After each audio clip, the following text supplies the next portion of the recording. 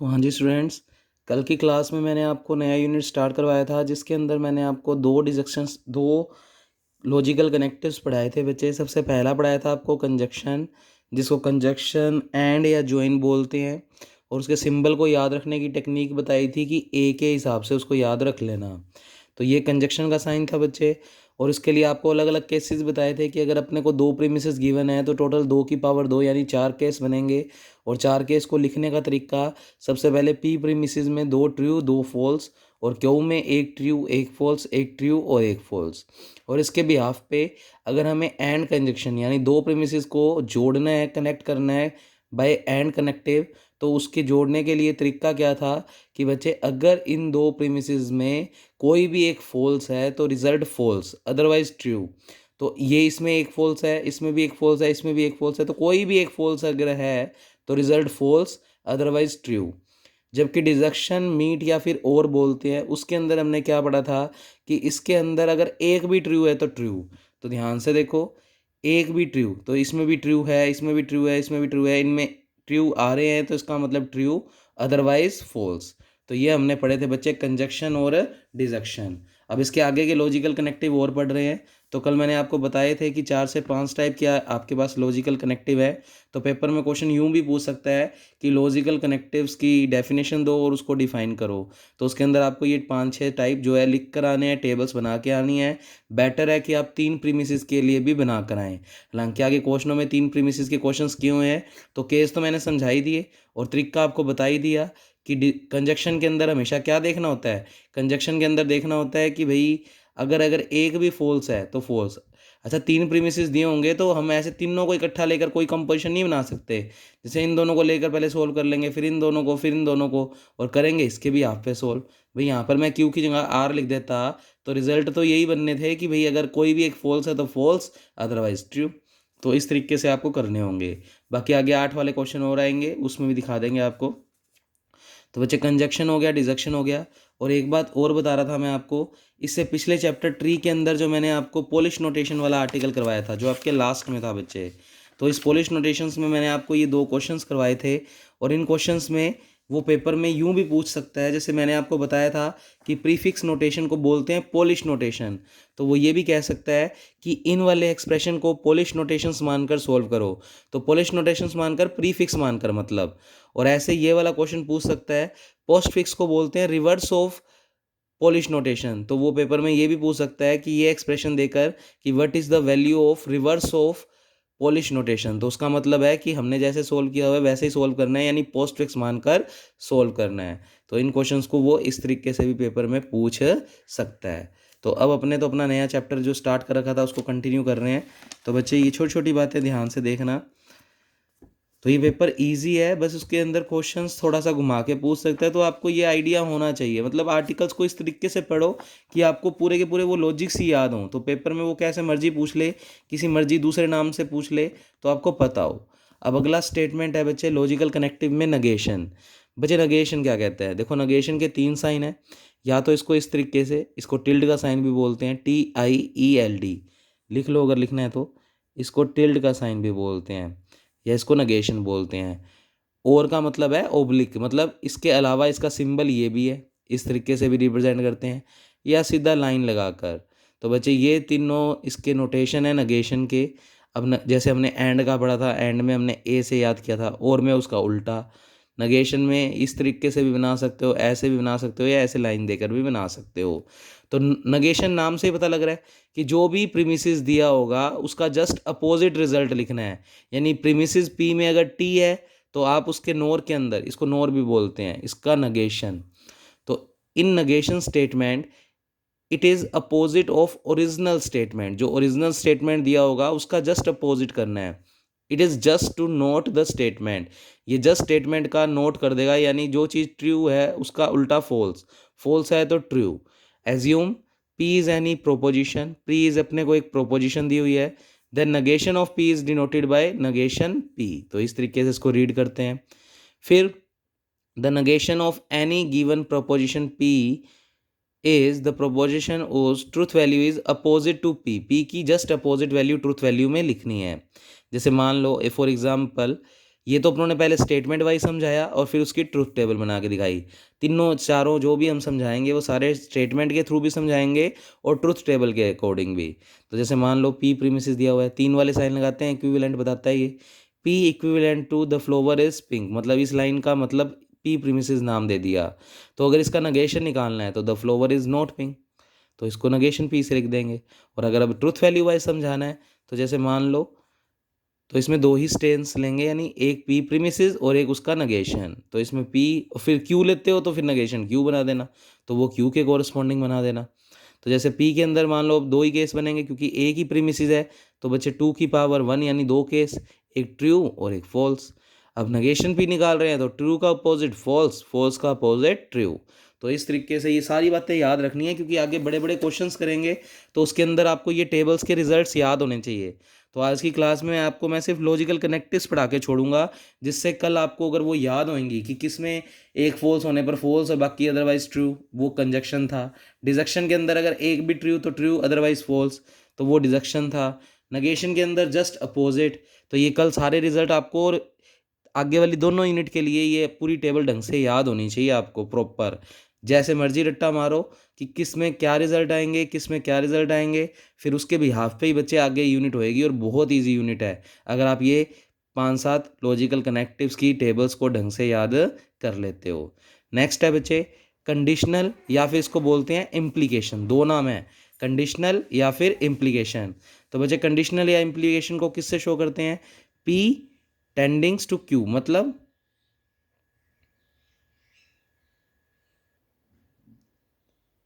तो बच्चे नेक्स्ट है हमारे पास कंडीशनल स्टेटमेंट। कंडीशनल स्टेटमेंट में ध्यान से देखना बच्चे, कंडीशनल स्टेटमेंट या इसको इम्प्लीकेशन बोलते हैं और इसको रिप्रेजेंट करने का तरीका होता है कि पी किस तरफ जा रहा है? क्यू की तरफ, यानी पी से हम क्यू की तरफ। इसको इफ एंड देन बोलते हैं, इफ पी देन क्यू, यानी यदि पी है तो रिजल्ट क्यू है।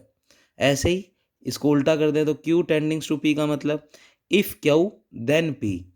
और ऐसे ही इफ पी, और इसको डबल एरो से, मतलब यहाँ पर सिंगल एरो था, अगर इधर ऐसे डबल एरो और लगा दे तो वो भी इसी का ही साइन है कंडीशनल का। तो इफ पी देन क्यू, तो इसे इफ और देन बोलते हैं। तो हल्का सा हिंट के तौर पे लिखा भी हुआ है, हालांकि चलो नोट्स में लिखा ही हुआ है, फिर क्यों करें हम। तो when two proposition P and Q are joined by conditional, conditional का मतलब if and then the operation is so obtained is known as conditional of P and Q. तो पी और क्यू को अगर इफ और देन से connect करते हैं, मतलब इस तरीके से लिखते हैं, तो वो एक कंडीशनल स्टेटमेंट को रिप्रेजेंट करता है।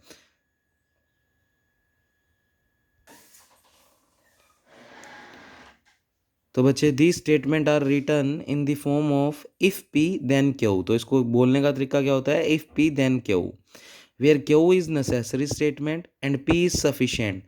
क्यू जो रिजल्ट में आ रही है वो नेसेसरी है और पी इज सफिशिएंट जो हमें ऑलरेडी स्टेटमेंट दिया हुआ है। In the statement if P and Q both are having the same value, वो क्या कह रहा है?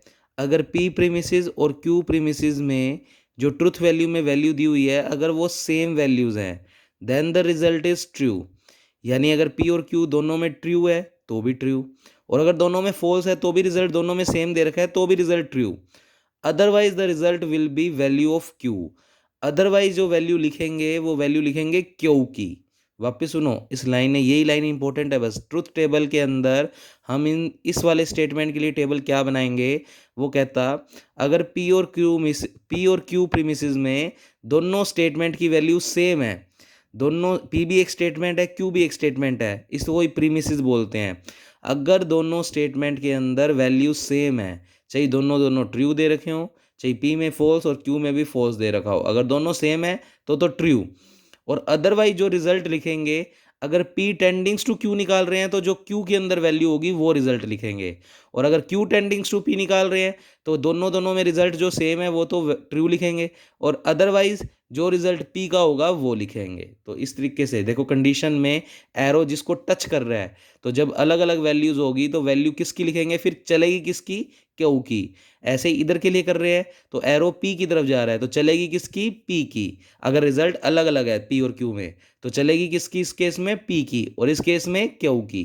तो बच्चे इस तरीके से आप कंडीशनल स्टेटमेंट को याद रख सकते हो। अब पहले स्टेटमेंट वाइज देखते हैं कि इसको किस तरीके से बोलते हैं। मान लो पी स्टेटमेंट है एक्स इज डिविजिबल बाई 2, यानी एक्स 2 से डिवाइड हो रहा है, और क्यू है कि x is an even number. तो इनको अगर कनेक्ट करना है कनेक्टिव से और हम कंडीशनल से कनेक्ट कर रहे हैं तो क्या लिखेंगे, इफ़, तो इसको P tendings to Q, if x is divisible by 2, यदि एक्स 2 से डिविजिबल है तो एक्स एक इवन नंबर होगा, then x is an even number. तो इफ लगाकर तो p की वैल्यू लिख दी x इज डिविजिबल बाय 2, और इस एरो की जगह देन लगा दिया और q की वैल्यू लिख दी x is an even number. तो इस तरीके से हम इफ और देन स्टेटमेंट को समझाते हैं। अब मेन है हमारे लिए इसका ट्रुथ टेबल, कि इसका ट्रुथ टेबल कैसे याद रखेंगे। तो मैंने साफ साफ चीज़ें नोट लगा लगा के लिखी हुई है, कुछ बातें हो सकता है आपके लिखी ना हो तो वो आप मेंशन करेंगे। तो जैसे जैसे रीड कर रहे हैं वैसे वैसे देख लो, जो जो चीज़ें नोट्स में मेंशन है उनको लिखने की ज़रूरत नहीं है, और जो मेंशन नहीं है वो आप मेंशन करोगे। तो ट्रुथ टेबल में क्या कहता है बच्चे, आपको पी और क्यू दो स्टेटमेंट या प्रीमिसेस दिए हुए हैं, वही अगर दो है तो चार केस बनेंगे। पहले पी में दो ट्रू दो फॉल्स, और क्यू में एक ट्रू एक फॉल्स, एक ट्रू एक फॉल्स। तो ये तो याद रखना ही है। अब पी कंडीशन क्यू निकाल रहे हैं तो एरो क्यू की तरफ जा रहा है, तो चलेगी किसकी, क्यू की। पर उससे पहले इन दोनों प्रीमिसेस में दोनों में अगर सेम रिजल्ट है तो ट्रू। अब जैसे इसमें भी दोनों में ट्रू ट्रू है और दोनों में फॉल्स फॉल्स, तो दोनों में सेम सेम रिजल्ट है तो आंसर ट्रू ही लिखेंगे। तो इधर भी ट्रू और इधर भी ट्रू। और इन दोनों में अलग अलग है तो चलेगी किसकी, जिस तरफ एरो है, एरो क्यू की तरफ है तो क्यू की चलेगी। तो क्यू में फॉल्स है तो इसलिए फॉल्स, क्यू में ट्रू है तो ट्रू। तो बच्चे इस तरीके से आप कंडीशनल स्टेटमेंट की ट्रुथ टेबल को याद रखोगे। तो मैंने नोट में लगाया, यदि दोनों ट्रू या दोनों फॉल्स तो ट्रू, बट यदि एक ट्रू और एक फॉल्स तो रिजल्ट क्यू में जो होगा वो लिखेंगे। पर ये तो हुआ पी टेंडिंग्स टू क्यू। अगर इसी में हम Q tendings to P colon और बना दें तो हम बना ही देते हैं, जिससे आपको अच्छे से क्लियर हो जाए कंडीशनल स्टेटमेंट में, क्योंकि क्यू टेंडिंग्स टू पी भी तो कंडीशन हो सकती है। तो इस केस में भी आप पी और क्यू प्रीमिसेस में अगर दोनों वैल्यू सेम है तो ट्रू, तो ट्रू ट्रू तो ट्रू, फॉल्स फॉल्स तो भी ट्रू, यानी दोनों रिजल्ट सेम है तो ट्रू। और अदरवाइज एरो जा रहा है पी की तरफ तो चलेगी किसकी, पी की। अब देखें अगर इसमें और इसमें, तो बच्चे इसमें अलग अलग रिजल्ट है तो चलेगी किसकी, पी की। तो पी में रिजल्ट ट्रू है तो यहाँ पर ट्रू लिखेंगे। ऐसे इन दोनों में देखें तो पी में रिजल्ट फॉल्स है तो फॉल्स आएगा, क्योंकि एरो पी की तरफ है तो चलेगी किसकी, पी की। तो इस तरीके से कंडीशनल स्टेटमेंट के अंदर हम काम करते हैं। नेक्स्ट हेडिंग है बच्चे बाई कंडीशनल, और इसके इधर साइड में लिखा हुआ है, इस बाई कंडीशनल को बोलते हैं इफ एंड ओनली इफ, यानी अब एरो दोनों तरफ होगा। तो पी से क्यू, क्यू से पी, ऐसे क्यू से पी, पी से क्यू, और या फिर इस एरो में सिंगल लाइन लगाने की बजाय डबल लाइन लगा दो। तो ये सारी रिप्रेजेंटेशन किसकी है, बाय कंडीशनल। अब बाय कंडीशनल की ट्रुथ टेबल क्या होगी, और बाय कंडीशनल के लिए थोड़ा सा लिखेंगे क्या हम, when two proposition P and Q are joined by connective if and only if. Biconditional को क्या बोलते हैं, if and only if, then this operation is known as biconditional proposition of P and Q, or this type of statement are written in the form of if and only if, where P and Q both are necessary condition। जबकि conditional में बच्चे P जो था वो आपके पास sufficient था और Q जो था वो क्या था, नेसेसरी। तो मतलब ये तो थोड़ी सी थ्योरी लिखनी है हमने, मेन ट्रुथ टेबल्स याद रखनी है इन सब की, तो वो आपको पता होनी चाहिए। फिर in this type of statement if P and Q both are having the same value, अगर P और Q दोनों के दोनों सेम वैल्यू रखते हैं, both are having the same value, then the result is true. अगर P और Q premises में दोनों में रिजल्ट सेम दिए हुए हैं तो ट्रू, अदरवाइज फॉल्स ही लिखना है। तो बच्चे इसमें तो हम देखते थे कि एरो जिससे टकरा रहा है वो वाले की वैल्यू चलेगी, पर बाय कंडीशनल में बस अगर दोनों में रिजल्ट सेम है तो ट्रू, अदरवाइज फॉल्स ही लिखना है। फिर किसी की नहीं चलेगी, क्योंकि किसकी चलाएं, एरो पी से क्यू भी जा रहा है और क्यू से पी भी जा रहा है, तो किसी की नहीं चला सकते, तो इसका मतलब फॉल्स लिख दो बस। तो इस तरीके से बाय कंडीशनल को याद रखोगे। तो पहले तो इसको स्टेटमेंट वाइज समझते हैं। मान लो हमें दो प्रीमिसेस दिए हुए हैं, पी प्रीमिसेस है the inverse of matrix A exist, और क्यू में दिया हुआ है determinant A not equal to zero. तो इस लाइन को हम जोड़ेंगे बाय कंडीशनल से, क्योंकि बच्चे ये दोनों बातें तभी एग्जिस्ट करती है अगर ये है तो ये है, और अगर ये है तो ये है। मतलब ये होता है तो भी ये होगा, और अगर ये होगा तो ये होगा। तो इफ़ एंड ओनली इफ़ का केस का मतलब क्या होता है, इस साइन का मतलब क्या होता है, ये हो तो ये होना चाहिए और ये हो तो ये होना चाहिए। तो ये स्टेटमेंट कुछ इसी टाइप का है, इसलिए इसमें कौन सा स्टेटमेंट ही लगेगा, बाय कंडीशनल। तो क्या लिखेंगे, पी बाय कंडीशनल क्यू। तो the inverse of matrix A is exist if and only if determinant A not equal to zero.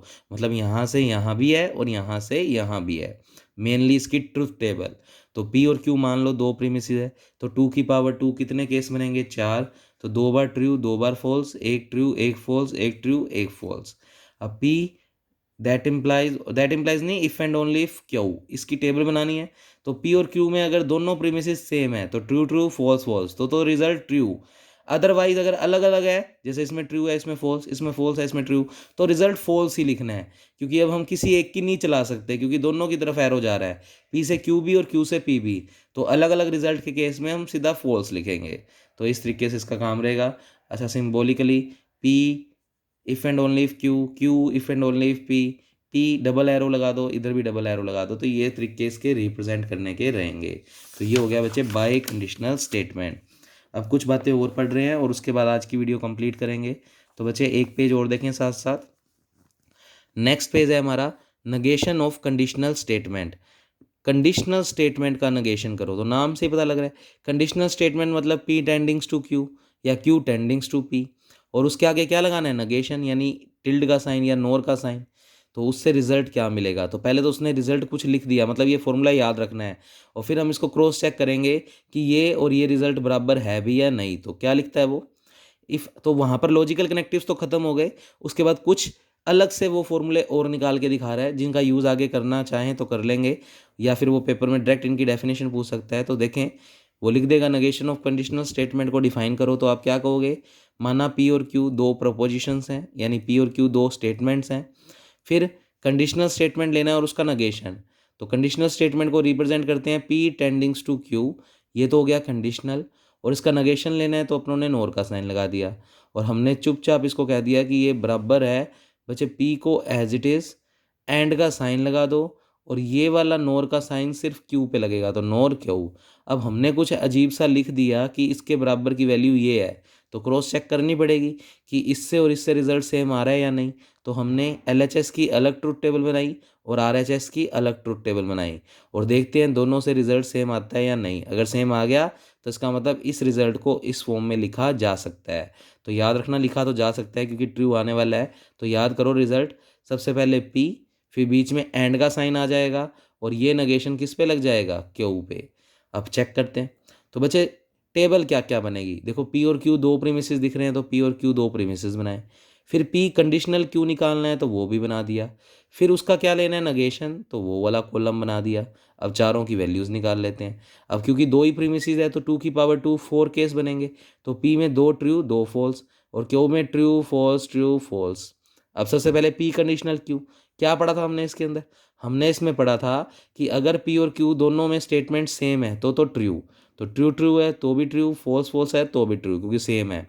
और अदरवाइज एरो क्यू की तरफ है तो चलेगी किसकी, क्यू की। तो बच्चे क्यू के अंदर एफ है तो एफ, और इस थर्ड वाले में ट्रू है तो ट्रू, क्योंकि दोनों अलग अलग है तो चलेगी किसकी, क्यू की। तो इधर फॉल्स और इधर ट्रू। ये आ गया पी कंडीशनल क्यू। अब पी कंडीशनल क्यू का क्या निकालना है, नगेशन। तो अब इस वाले का नगेशन निकालना है, तो बस इसमें जो जो वैल्यूज है उनका उल्टा कर दो। ट्रू है तो फॉल्स, फॉल्स है तो ट्रू, ट्रू है तो फॉल्स, ट्रू है तो फॉल्स। क्योंकि नगेशन का मतलब क्या था, जिस स्टेटमेंट का नगेशन निकाल रहे हो उसके अपोजिट रिजल्ट लिख दो। तो कुल मिलाकर LHS में इस पूरे की वैल्यू सोल्व होकर ये आ गई। अब RHS में भी अगर इसकी वैल्यू यही आ जाए तो इसका मतलब इसको इसके बराबर लिखा जा सकता है। तो RHS में पहले देखते हैं क्या क्या बनाना पड़ेगा। एक तो पी और क्यू दो स्टेटमेंट दिख रहे हैं, तो पी और क्यू दो स्टेटमेंट आएंगे। क्यू का क्या लेना है, नगेशन, तो क्यू का नगेशन ले लेंगे। फिर पी एंड नगेशन क्यू को जोड़ना है, तो पी और नगेशन क्यू को एंड कनेक्टिव से जोड़ना है। तो बच्चे वैल्यूज़ निकाल के देखते हैं। अब पी और क्यू दो प्रीमिसेस है तो केस 4 बनेंगे। पी में दो ट्रू दो फॉल्स, क्यू में ट्रू फॉल्स। फिर बच्चे नगेशन क्यू, क्यू का नगेशन लेना है, तो क्यू वाले स्टेटमेंट के अपोजिट कर दो। तो ट्रू का फॉल्स, फॉल्स का ट्रू, ट्रू का फॉल्स, फॉल्स का ट्रू। फिर वो कहता पी एंड नगेशन क्यू। अब मैं एरो टिक कर रहा हूँ, सिर्फ आप उन दो कॉलम पे नज़र रखना। हमें पी वाले में और नगेशन क्यू वाले में क्या लेना है, एंड। बच्चे एंड प्रॉपर्टी के अंदर हमने क्या पढ़ा था कि एक भी फॉल्स तो फॉल्स अदरवाइज ट्रू। तो इसमें और इसमें एंड लगा रहे हैं, इसमें और इसमें नहीं लगा रहे, इसमें और इसमें लगा रहे हैं, तो इसमें और इसमें एंड लगा रहे हैं। तो इनमें अगर एक भी फॉल्स तो फॉल्स, तो ट्रू और फॉल्स में एक फॉल्स आ गया तो फॉल्स। इसमें एक भी फॉल्स नहीं आ रहा, सिर्फ इसमें और इसमें देखो, इसमें एक भी फॉल्स नहीं आ रहा तो ट्रू, फिर इसमें फॉल्स आ रहा है, एक भी फॉल्स आए तो फॉल्स, एक भी फॉल्स आ रहा है इसलिए फॉल्स। तो बच्चे इस तरीके से आप पी एंड नेगेशन क्यू की वैल्यू निकाल सकते हो। अब चेक करो, ये वाला रिजल्ट और ये वाला रिजल्ट बिल्कुल सेम है। इसका मतलब हमने जो इसको ऐसे लिखा है वो बिल्कुल सही है। और हेडिंग का नाम क्या है, कंडीशनल स्टेटमेंट का नेगेशन। ऐसे ही अगला है तो कुछ प्रॉपर्टीज़ है, मतलब ये कि हम कनेक्टिव्स के अंदर और प्रॉपर्टीज़ ये भी पढ़ सकते हैं। अब अगला है negation of bye conditional statement. बड़े ध्यान से सुनना, negation of bye conditional statement यानी हमें बाय कंडीशनल स्टेटमेंट लेना है और उसका नेगेशन लेना है। तो हमने एक बाय कंडीशनल स्टेटमेंट लिया, बाय कंडीशनल को डबल एरो से ही शो करते हैं, मतलब एरो इस तरफ भी जा रहा है और इस तरफ भी जा रहा है, और उसका क्या लेना है, नेगेशन। अब इसको कैसे खोलेंगे, जैसे इसमें देखो ध्यान से, इसमें हमने पी को लिखा था, फिर एंड का साइन लगाया था और नेगेशन क्यू की तरफ भेजा था क्योंकि एरो क्यू की तरफ था। तो इसमें भी कुछ इसी तरीके से खोलेंगे। तो मतलब याद करने का तरीका है रिजल्ट को, पहले पी लिखेंगे, फिर एंड का साइन लगाएंगे और ये नेगेशन क्यू को देंगे। पर कहीं ना कहीं क्यू से पी की तरफ भी जा रहा है, तो पहले क्यू लिखेंगे, फिर एंड लगाएंगे और नेगेशन पी के साथ लिख देंगे, और फिर इन दोनों को जोड़ने के लिए और सिंबल का इस्तेमाल करेंगे। तो बच्चे इस तरीके से इस प्रॉपर्टी को याद रख सकते हो। सिर्फ पहले कंडीशन के हिसाब से याद रख लो कि पी एरो क्यू की तरफ जा रहा है, तो सेम इसकी तरीके से खोल दो, पहले पी को लिखो, एंड का साइन लगाओ और नेगेशन क्यू पे लगा दो। फिर क्यू कहता मेरे से भी तो एरो पी की तरफ जा रहा है, तो फिर पहले क्यू को लिखो, एंड का साइन लगाओ और पी के ऊपर नेगेशन लगा दो, और इन दोनों को जोड़ने के लिए और साइन लगा दो। तो ये वाले साइन तो एंड के हैं और ये वाले और के हैं। अब हमने अपनी मर्जी से इसको ऐसा कुछ लिख दिया, तो LHS बराबर RHS प्रूव कर देते हैं। अगर बराबर आ गई तो ये रिजल्ट याद रख लेंगे। तो बच्चे इतना कॉम्प्लिकेटेड नहीं है, अगर एक दिन पूरा अच्छे से लगा लो इस पे और ढंग से पढ़ लो तो उसके बाद इस पूरे चैप्टर में तकलीफ नहीं होगी। तो बच्चे ध्यान से देखते हैं, पहले हम इस LHS की ट्रुथ टेबल बनाते हैं। तो चाहिए क्या क्या, पी और क्यू दो प्रीमिसेस चाहिए, पी डबल कंडीशन यानी बाई कंडीशनल क्यू चाहिए तो वो निकाल लेंगे, फिर उसका ले लेंगे नेगेशन। तो पहले इतना इतना काम करते हैं। अब पी और क्यू दो प्रीमिसेस है तो 2 की पावर 2, कितने केस बनेंगे, 4। पी में 2 ट्रू 2 फॉल्स, क्यू में ट्रू फॉल्स। अब बाई कंडीशनल में क्या पढ़ा था, अगर पी और क्यू में दोनों में रिजल्ट सेम है तो ट्रू, तो दोनों में रिजल्ट सेम है ट्रू, दोनों में रिजल्ट सेम है ट्रू।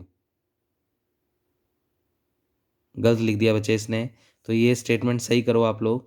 बच्चे बाय कंडीशनल में हमने पढ़ा था अगर दोनों में रिजल्ट सेम तो ट्रू ही लिखना है, तो इधर भी ट्रू आएगा और इधर भी ट्रू आएगा, तो इसको टी करो आप। तो नोट्स में कुछ करेक्शंस करते रहेंगे साथ साथ, अगर गलतियां मिलेगी तो हमें ट्रू है ये, ठीक है। और फिर हमने पढ़ा था बाय कंडीशनल में, क्योंकि अब किसी की नहीं चलेगी क्योंकि एरो दोनों की तरफ है, तो फॉल्स ही लिखोगे। अगर अलग अलग है तो ट्रू फॉल्स है, अलग अलग है तो फॉल्स, ये भी अलग अलग है तो फॉल्स, तो ये बनेगी। फिर इसका नेगेशन लेना है, तो अब इधर भी करेक्शन करेंगे, इधर सही करके लिखा हुआ है, तो ट्रू का फॉल्स, फॉल्स का ट्रू, फॉल्स का ट्रू और ट्रू का फॉल्स। तो इधर सही लिख दिया, इधर लिखने में गलती थी तो आप इसको ट्रू कर लो। तो ये अच्छे से लिख लो, ये टी है, ठीक है बच्चे। तो कंसेप्ट वाइज ही चलेंगे। LHS में इतने इतने की वैल्यू ये आ गई।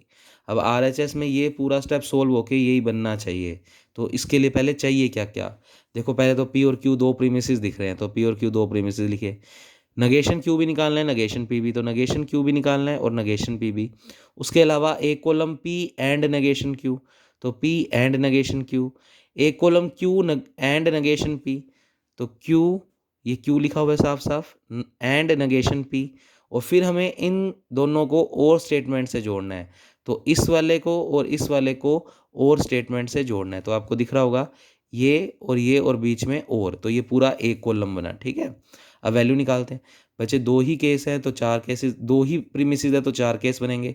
तो पी में ट्रू ट्रू फॉल्स फॉल्स और इसमें ट्रू फॉल्स। अब नगेशन क्यू का मतलब क्यू में जो भी वैल्यूज है उसका उल्टा कर दो, तो ट्रू का फॉल्स, फॉल्स का ट्रू, ट्रू का फॉल्स, फॉल्स का true. P and negation Q, तो बच्चे ध्यान से देखना, जिन पे टिक किया है सिर्फ उन पे एक बार फोकस करना। पी और नगेशन क्यू में एंड लगाना है, एंड में प्रॉपर्टी थी एक भी फॉल्स तो फॉल्स, तो ट्रू, और ये फॉल्स, एक भी फॉल्स तो फॉल्स। इसमें एक भी फॉल्स नहीं है तो ट्रू। इसमें एक फॉल्स तो आ रहा है, दो आ रहे हैं वैसे तो, एक भी आ रहा है तो फॉल्स। इसमें भी एक आ रहा है तो फॉल्स। तो बच्चे इस तरीके से आपने सिर्फ पहले और तीसरे कॉलम में एंड प्रॉपर्टी का यूज़ किया। फिर नेगेशन पी निकालना है तो पी वाले स्टेटमेंट के उल्टे कर दो। तो ट्रू का फॉल्स, ट्रू का फॉल्स, फॉल्स का ट्रू, फॉल्स का ट्रू। फिर क्यू एंड नेगेशन पी निकालना है। तो बच्चे अब फोकस करना क्यू और एंड नेगेशन पी। ये रहा नेगेशन पी, तो मैं ना स्टार सिंबल लगा रहा हूँ, तो आप सिर्फ स्टार वालों को देखना, सॉरी इस पे नहीं लगेगा, स्टार इन दोनों में देखना। तो क्यू और नेगेशन पी के बीच में एंड लगा रहे हैं, तो क्यू और नेगेशन पी के बीच में एंड वाले की वैल्यू निकाल रहे हैं। तो देखो ध्यान से बच्चे, एंड में प्रॉपर्टी थी एक भी फॉल्स तो फॉल्स, तो इस वाले में जिसमें उंगलियां रखी हुई है एक भी फॉल्स आ रहा है तो फॉल्स, तो इसलिए एक फॉल्स आ रहा है इसलिए फॉल्स। एक भी फॉल्स आ रहा है तो फॉल्स, इसमें तो दो दो आ रहे हैं तो भी फॉल्स ही आएगा। इसमें एक भी फॉल्स नहीं आ रहा तो ट्रू, और इसमें एक फॉल्स आ रहा है इसलिए फॉल्स। फिर बच्चे इसको और इसको, तो मैं जो ये डबल सा डॉट सा लगा हुआ है और यहाँ पर भी डबल डॉट सा लगा हुआ है, इन दोनों कॉलम्स को देखो और इन दोनों के बीच में और लगाना है। और में हमने पढ़ा था कि अगर एक भी ट्रू तो ट्रू, तो बच्चे इसमें एक भी ट्रू नहीं है इसलिए फॉल्स आएगा। एक भी ट्रू आ रहा है तो एक ट्रू आ रहा है इसलिए ट्रू, एक ट्रू आ रहा है इसलिए ट्रू, एक भी ट्रू नहीं आ रहा तो इसलिए फॉल्स। अब ये वाली वैल्यू आई है अपनी फॉल्स ट्रू ट्रू फॉल्स, और इधर भी वैल्यू आई थी बच्चे फॉल्स ट्रू ट्रू फॉल्स।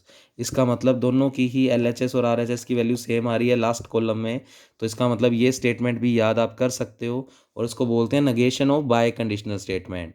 तो ये दो प्रॉपर्टीज अलग से क्या पढ़ी हमने, कंडीशन स्टेटमेंट का नेगेशन, फिर बाय कंडीशन स्टेटमेंट का नेगेशन। अब नेक्स्ट पढ़ रहे हैं कंडीशनल स्टेटमेंट का कन्वर्स। अब कन्वर्स का मतलब है कि अगर P टेंडिंग्स टू Q तो Q टेंडिंग्स टू P निकालो। तो P टेंडिंग्स टू Q तो हो गया कंडीशनल, और इसका कन्वर्स क्या हो गया Q टेंडिंग्स टू P। तो its converse is Q tendings to P। तो ये तो निकालना आता है हमें, तो इसको सिर्फ स्टेटमेंट वाइज समझ रहे हैं, ट्रुथ वैल्यू नहीं निकाल रहे, क्योंकि हमने ट्रुथ टेबल में एक ही टेबल में मैंने आपको P टेंडिंग्स टू Q के बाद उसी के अंदर Q टेंडिंग्स टू P भी निकलवा दिया। तो क्या था Q टेंडिंग्स टू P, कि अगर P और Q में दोनों रिजल्ट सेम है तो ट्रू, और अदरवाइज जो P की तरफ एरो जा रहा है तो जो P में वैल्यू होगी उसकी चलेगी, अगर अलग अलग वैल्यू है तो ये हम निकाल चुके हैं ट्रुथ टेबल से। तो सिर्फ स्टेटमेंट वाइज समझ रहे हैं। मान लो पहला स्टेटमेंट दिया हुआ है x is labourer then he is poor, और हमने ब्रैकेट में लिख दिया कि ये पूरे स्टेटमेंट को हम P देन क्यू बोल रहे हैं, यानी ये P स्टेटमेंट हो गया, एक्स इज लेबरर, और ही इज़ पुअर क्यू स्टेटमेंट हो गया। और इसको इफ़ और देन, यानी इफ़ एक्स इज लेबरर यानी इफ़ P देन क्यू, तो ये तो रिजल्ट हो गया P देन क्यू का। अब Q देन P बनाना है, तो बच्चे Q देन P बनाना है तो क्या लिखेंगे, ये Q था तो Q वाली वैल्यू को ऊपर उठा लेंगे, if x is poor then, और ये P वाला स्टेटमेंट था उसको बाद में लिख दिया देन ही इज लेबर, यदि वो गरीब है तो वो एक लेबर है, मजदूर है, तो Q देन P। तो हमने पहले Q वाला स्टेटमेंट लिख दिया और फिर P वाला। तो इस तरीके से आप P देन Q का Q देन P कर सकते हो। और ट्रुथ टेबल तो वो बना देना जो मैंने आपको कंडीशनल में बनाई है दोनों स्टेटमेंट करके। तो इसका कोई फॉर्मूला याद नहीं करना, बस ये छोटी छोटी बातें हैं, प्रॉपर्टीज़ हैं जो आपको ध्यान में रखनी है। फिर है कंडीशनल स्टेटमेंट का इन्वर्स, अभी पढ़कर आए हैं कंडीशनल स्टेटमेंट का कन्वर्स। कन्वर्स में तो किया था P टेंडिंग्स टू Q था तो Q टेंडिंग्स टू P, पर बच्चे इन्वर्स का मतलब होता है कि अगर P tendings to Q statement given है तो इस P का भी नेगेशन कर दो और Q का भी नेगेशन कर दो। तो negation P tendings to negation Q, इसको इन्वर्स बोलते हैं। इन्वर्स का मतलब इसका भी इन्वर्स ले लो और इसका भी इन्वर्स ले लो, और कन्वर्स का मतलब स्टेटमेंट का कन्वर्स कर दो। तो P टेंडिंग्स टू Q तो Q टेंडिंग्स टू P तो हो गया कन्वर्स, और इन्वर्स का मतलब इसका भी इन्वर्स और इसका भी इन्वर्स, इसका इन्वर्स नॉर P यानी नेगेशन P, और इसका इन्वर्स नेगेशन Q। तो अब इसके लिए एक स्टेटमेंट पढ़ लिया, if x is labourer then he is poor, ये P स्टेटमेंट हो गया, ये Q। अब P का भी नेगेशन करना है तो इसमें नोट लगा देंगे, तो if x is not labourer then he is not poor, क्योंकि Q का भी नेगेशन लेना है। तो ये इस तरीके से आप पेपर में एक एक स्टेटमेंट देकर समझा सकते हो। अगला लास्ट है बच्चे Contra positive of conditional statement. अब कॉन्ट्रा में अंदर ही अंदर कन्वर्स और इन्वर्स दोनों छिपे हुए मानेंगे हम। तो बच्चे कैसे मानेंगे, अब इसको तो थोड़ा याद रखना पड़ेगा। तो कन्वर्स के लिए कन आ गया और इन्वर्स के लिए ये आर आ गया, ऐसे याद रख लो। इन्वर्स का आर तो आ गया ट्रा में, और कन्वर्स का पूरा पूरा कन आ गया इसमें। तो कंडीशनल स्टेटमेंट का कन्वर्स कॉन्ट्रा पॉजिटिव मतलब कंडीशनल स्टेटमेंट हो गया पी टेंडिंग्स टू क्यू, एक तो इसका कन्वर्स करना है तो क्यू टेंडिंग्स टू पी, और उसका इन्वर्स भी लेना है तो क्यू का इन्वर्स नगेशन क्यू और पी का इन्वर्स नगेशन पी। तो ये हो गया Contra positive of conditional statement. तो वापस पी टेंडिंग्स टू क्यू तो हो गया कंडीशनल प्रोपोजिशन, और उसका कॉन्ट्रा पॉजिटिव लेना है तो हमें पहले तो कन्वर्स लेना है और फिर इन्वर्स लेना है। तो कन्वर्स लिया तो क्यू टेंडिंग्स टू पी, और इन्वर्स लिया तो negation Q tendings to negation P. तो जैसे for example x is labourer then he is poor, ये पी हो गया ये क्यू हो गया। पहले तो क्यू वाले को लिखना है वो भी उल्टा करके, तो ही इज़ नॉट पुअर, तो यानी एक्स इज़ नॉट पुअर, क्योंकि एक्स के लिए तो ही वर्ड यूज हुआ है। तो if x is not poor then इसका भी उल्टा, तो ही इज़ नॉट लेबरर। तो ये हो गया negation Q tendings to negation P. फिर बच्चे इतना काम पढ़ कर आओगे। कल मैं आपको करवाऊंगा टोटोलॉजी मोस्ट इंपॉर्टेंट है, पेपर यहीं से बनना है, पर वो आपको तभी समझ आएगी जब आपको वो सारे ये इससे पहले वाले कनेक्टिव्स जो 5 पढ़ाए थे उनकी ट्रूथ टेबल अच्छे से याद हो जाएगी। और फिर ये तो इनकी प्रॉपर्टीज़ है, तो आपको अगर वो पूरा क्वेश्चन पूछता है कि logical connective with properties define करो, तो यहाँ तक का पूरा पैराग्राफ लिखे आना। Okay, thank you class.